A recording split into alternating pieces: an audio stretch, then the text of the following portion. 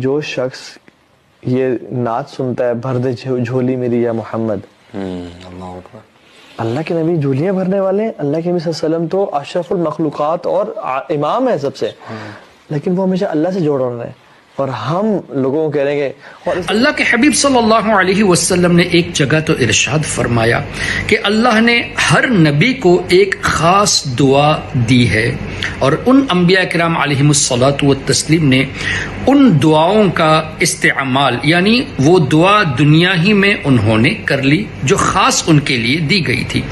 میں نے جو مجھے دی گئی ہے دعا اس کو ذی قیامت کے لیے ریزرو رکھا ہے، او کما قال علیہ السلام. اور اسی طرح دوسری روایت میں جو صحیح مسلم میں ہے، حضور علیہ الصلوۃ والسلام ارشاد فرماتے ہیں کہ میں نے وہ دعا ریزرو رکھی ہے کب کے لیے؟ اس دن کے لیے یرغب الی الخلق کلہم، جب تمام لوگ میری طرف راغب ہوں گے، میری طرف آئیں گے حاجت روائی کے لیے.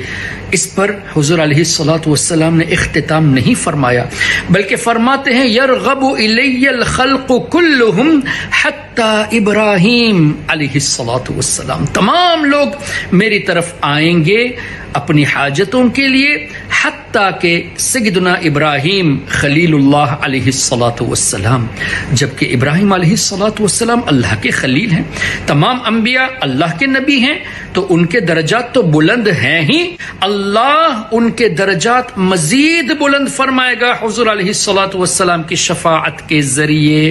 اب حضور علیہ الصلوۃ والسلام کی شفاعت کے انبیاء کرام بھی طالب ہیں، تو یہ کہنا کہ سارے نبی تیرے در کے سوالی، اس میں شرکیہ کون سا لفظ کہہ دیا گیا ہے؟ یہ تو عین قرآن اور احادیث کی روشنی میں ہے.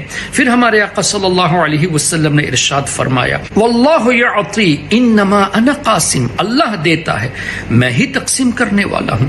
وخازن کا لفظ بھی ہے، میں ہی خزانچی ہوں، میں ہی ٹریشرر ہوں. اور مزید فرمایا اللہ نے میرے ہاتھوں میں زمین کے تمام خزانوں کی چابیاں دے دی ہے. تو جب حضور کو اللہ نے خزانوں کا مالک بنا دیا ہے، اب حضور علیہ الصلوۃ والسلام سے مانگیں گے تو دیتے وہی جو اللہ کا دیا ہوا ہے، اور اللہ سے مانگیں گے تو اللہ ہی نے حضور کو قاسم بنایا ہے، تو ملے گا بھی حضور علیہ الصلوۃ والسلام ہی کے توسل سے.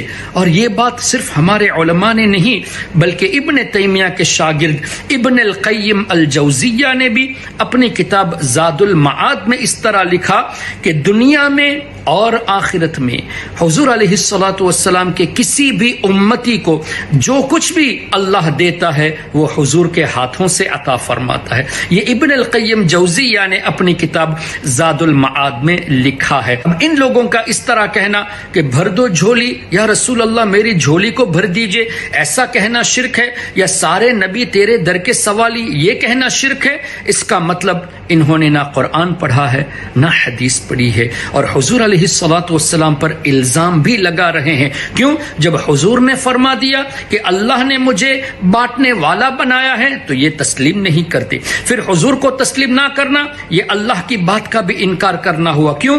رب نے ارشاد فرمایا وما ينطق عن الهوى ان هو الا وحی یوحى، جس کا مفہوم یہ کہ میرا حبیب اپنی طرف سے کچھ نہیں فرماتے، جو کچھ فرماتے ہیں وہ اللہ کی وحی سے، اللہ کی مرضی سے، اللہ کی منشا ہوتی ہے. تو اللہ تعالی کے فرامین کو بھی ریجیکٹ کرنا پایا گیا ان لوگوں کی اس طرح کی باتوں میں. ان لوگوں کے ذہنوں میں یہ باتیں آتی کیوں ہیں؟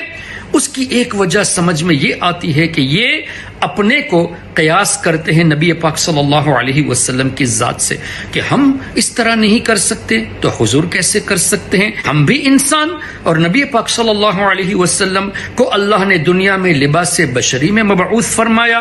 ہم بھی کھاتے ہیں، وہ بھی کھاتے تھے، ہم بھی کام کرتے ہیں، وہ بھی کام کرتے ہیں، تو جو کام ہم سے نہ ہو پائے وہ نبی سے کیسے ہو پائے گا؟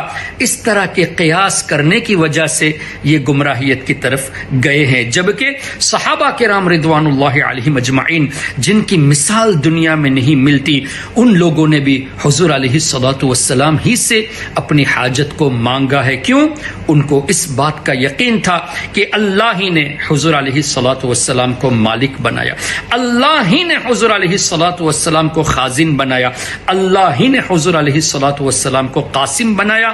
یہاں تک کہ صحابہ نے حضور علیہ السلام سے یوں بھی فرمایا، یا مالک الناس، اے لوگوں کے مالک۔ اللہ اکبر۔ کیوں؟